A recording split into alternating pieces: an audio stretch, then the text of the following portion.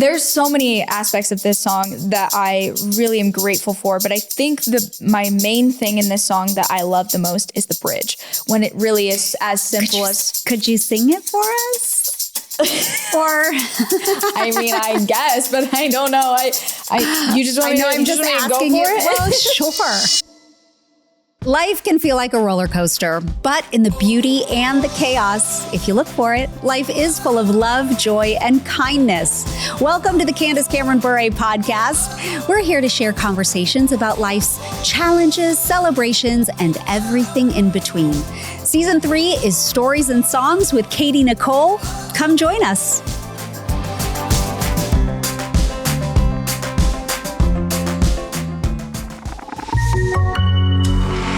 More. A lot of people feel like they missed out because they never finished their college degree. But it's never too late. College looks a lot different today with Colorado Christian University. CCU's online learning is designed for busy adults with flexible undergraduate and graduate degree programs that fit into your schedule. You can go back to school and still be a great parent, an employee, or a business owner. Explore CCU and discover more than 100 degree program options. Visit ccu.edu/Candace to learn more. Hi, friends. We're talking summer music, and I'm with Katy Nichole. And our next song that we're going to be talking about is called Please. And this song, it is so personal. It's so vulnerable. It's like right out of your journal. I mean, you're pleading to God. Absolutely. Yeah. And it's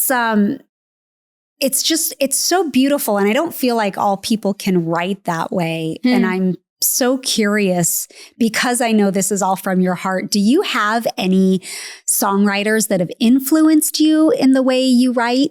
Yes. I mean, many songwriters I feel like I've had influencing my writing. I love Jason Ingram. He's a Christian songwriter, and he's written probably every big worship song you've ever heard of. He's definitely incredible. But also I would say that in a more mainstream sense, Ryan Tedder has an incredible way of formulating lyrics and how they kind of go together. And so I've always, which is like One Republic, but Ryan Tedder has been writing music obviously for longer than he's been One Republic. So I've always admired the way that he writes songs and just how descriptive they are. I think I want people to feel like they are involved in what I'm singing, kind of like this is my story. Like this is what I feel kind of thing. Not just like what I'm feeling, but what they're feeling as well. And so that they can say, okay, that's my story. And with this song, I feel like what I was getting at when I was writing it was just, I need you, God. Like there's no other word for it than I need you. And it started out as a bit more like too complicated. It was the word plea was like, it was spelled please. It's not the word please as in like, please help me, but like as a plea. Oh, okay. You originally had that in your lyrics? That was what it was originally. And it was too complicated, and they were like, you fix that because that is not going to make sense to anybody. And I was like, okay, cool. And I did. And then it turned into the song that it is now. I wrote with one other person, Jeff Pardo, and he helped me really hone in, I think, the idea that I had, because I really just wanted to write a cry for the Lord. Like saying like, this is what I need, but I don't know exactly how to say it other than to say, please help me. Yeah. And it was just like a guttural cry. I think the song kind of portrays that. It gets that real, like, you kind of get a little fired up maybe when you listen to it kind of thing, which was another thing that I just don't feel like I see as much in Christian music. It's like a bit, I don't want to say dark because it's not dark, but it's a little bit more eerie. So it kind of has like you feel something maybe a little bit different than you would hear like a ballad or like an upbeat kind of song. Right, of course. You know? So there's so many aspects of this song that I really am grateful for. But I think my main thing in this song that I love the most is the bridge, when it really is as simple as... Could you sing it for us? Or I mean, I guess, but I don't know. You just want I know me to, I'm just asking go for you. it? Well, sure. I guess. I mean, I would love it. I might even be able to play like a little bit of it. Please. I don't know. Please. Listen, as much as you want to play. I have to remember the chords though, because I think it's, and then it's, no, I don't think that's right. It doesn't sound right. Please come and rescue me. I fall into my knees. I need you like the breath I'm breathing. Please come and win this fight. I've let my white flag fly.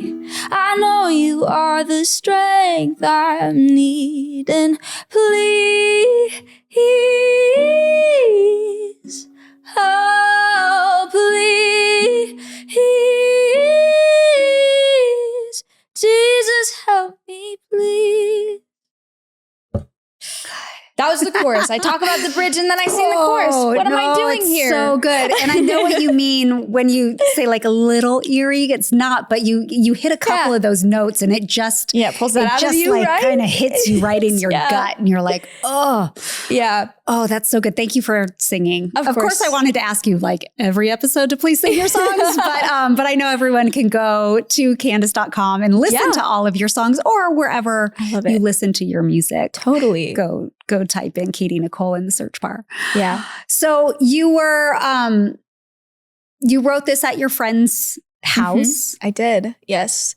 It was just one of those moments where I was like, I have a song. I don't know why I have a song, but I have a song. Yeah. And I get this itch sometimes. Like I'll get up in the morning and I'll have this just itch where I need to go write a song. I don't know what it is. It's just in me. What happens when you have that itch, but you're not scheduled to write a song with someone? I go write a song. Okay. I usually this is what I pick up. Pick up a ukulele or I go to a piano. I'm not as much of a guitar player, I will say that. I mean, the right song can be written on a guitar for me, but I mostly play ukulele and piano.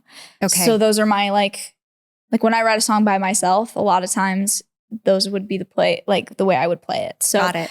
I got up and I went to a piano and I actually started playing those chords and I was like, this feels eerie. And I was like, I like this. How can I channel this? And then it turned into actually kind of stirring up the emotions inside of myself. That eeriness was stirring up the guttural cry I wanted to shout to the Lord and be like, I don't understand life sometimes and I need help. And so I think we all have those feelings. I know. I had so many of those feelings in my life. Yeah. And I was in a frustrated place. I know that at least. I don't know exactly what was going through my head in that moment, if I'm being perfectly honest, but I know for a fact that it was just a bit of frustration in my heart at that point. And I thought, I really want to give people something that they can feel like they can cry to the Lord. You know, like it's... Yeah. Well, it very much reminds me of one of the Psalms because David was always crying out to the Lord. Yeah. Always. In good times too. Absolutely. But in his pleas of like when he was fleeing from everyone who was trying to attack him throughout his life, whether it was Saul or like any of the other Ammonites or whoever'ites that were chasing him down, he was just constantly crying out to the Lord. And that's what this song reminded me of in a biblical sense. And it's absolutely beautiful. And that actually is where it stems from, is the Psalms.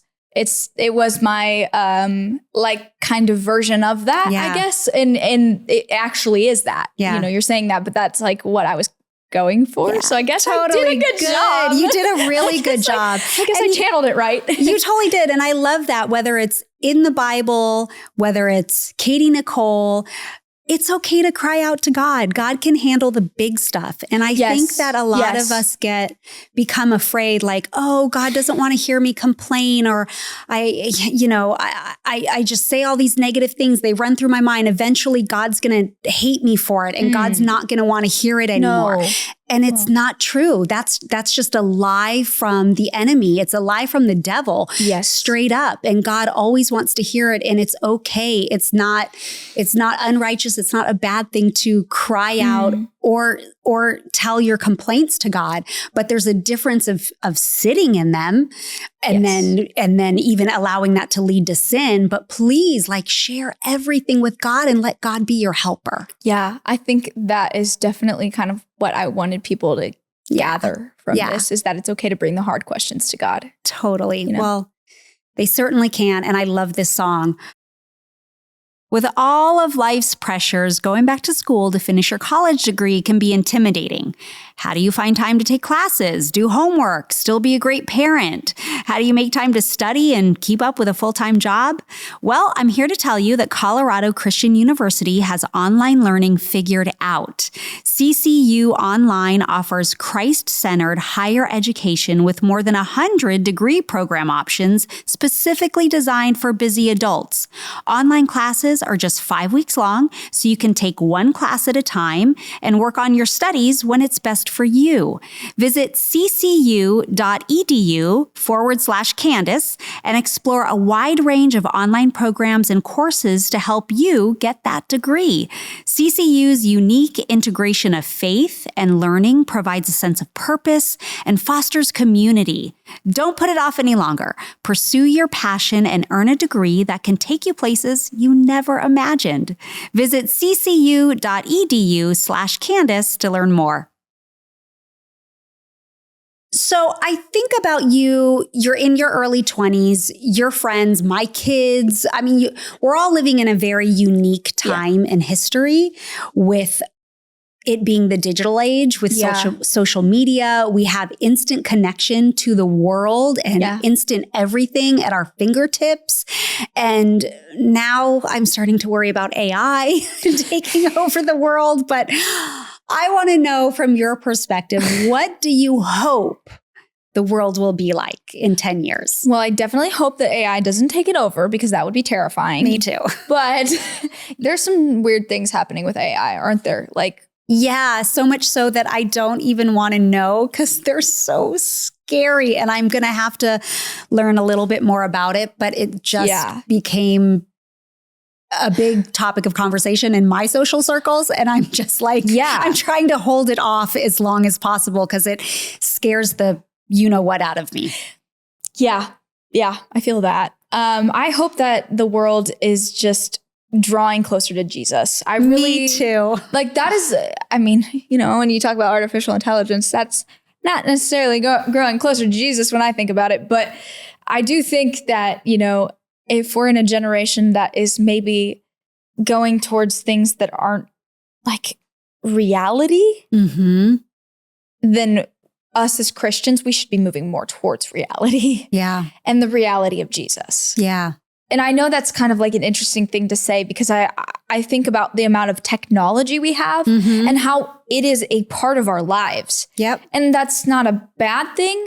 But if it's the only thing, then that's where it becomes a problem. And so I'm I just hope that no technology takes over the world, and that we still have our eyes pointed towards what truly matters in this world and matters out of this world too. It's just God, it should be the center of our focus. And I know there's a lot of distractions. So I think what my hope is that for the future is that people start to maybe move more towards just sitting in, the presence of God rather than sitting on their phones. You are speaking in Mother's words, right out of her mouth. But I'll tell you, Katy, I mean, you are the generation to do that. My children are the generation. Absolutely. You guys are the generation to lead in that way. And I truly do believe, because it seems as if the world is getting more divisive at times, that there will be revival. Okay, here's our listener question. From Mallory. What was your creative outlet when staying home with your kids? Oh, I'm thankful to be a stay-at-home mom in this season, but sometimes I long to see a project completed. Oh, well, listen, I know what you mean. Staying home with your kids truly is the greatest job in the world, but it can be a very tedious one. And when you are with them all day long or changing diapers and cooking meals and tending house, and if you are a person that wants to have a creative outlet, it can feel a little endless and unappreciative in those days. So I fully understand. Creative outlets, I definitely had hobbies and made those hobbies important just to do something for myself, whether that was working out or playing tennis or going to Bible study. But my actual creative outlet that I was able to do when I was raising my kids was share my testimony at churches. I love that. And I didn't know that I was going to ever do that, but it was a way that I got to connect with people. Yeah. And just because of being in the industry for so long, I like an audience and I like connection with people. So sharing my testimony was a beautiful thing. I don't know if that is for you, Mallory, but it really is important to, get a little bit of time for yourself, and whatever that is, remember that raising your children is a time and a season, and they're not going to be young forever. So in that season, I certainly gave up lots of things that were me-centered, but I got to pick them up later when my kids were older, and I know you will too. Do you have any creative outlets other than singing and playing music? What gives you energy? Like puzzles and Legos and I like those too. Such childlike things. So, those are the things I find myself at. Like, I'll be very much at peace. Like, I'm just sitting and like, I like to build things. Like, I like doing things with my hands. So like crafts and things like that. I'm always in those kinds of things. And there's definitely a completion. There's within that you could finish a puzzle. There's a satisfaction. Yeah, and I love that. Yeah, I love to finish a project, actually. So I do too. Well, if you've been following along for a while, you've heard me say, life is like a roller coaster. And it's so true. Life can be messy and confusing, but we get to go through these ups and downs together. And sometimes you just need the right soundtrack. So we have something special this season. Katy and I made a playlist just for you. Go to Candace.com. We've got a link to all the music from these episodes, plus some extra songs Katy and I picked out. Go to Candace.com to find the link, and it's in our show notes. Until next time, be grateful all day, every day. Thanks for watching today. If you can think of someone who needs to hear an encouraging word from you today, hit the thumbs up button and then send them a text or write them a card or pick up the phone and call them. Candy Rock Entertainment, all rights reserved.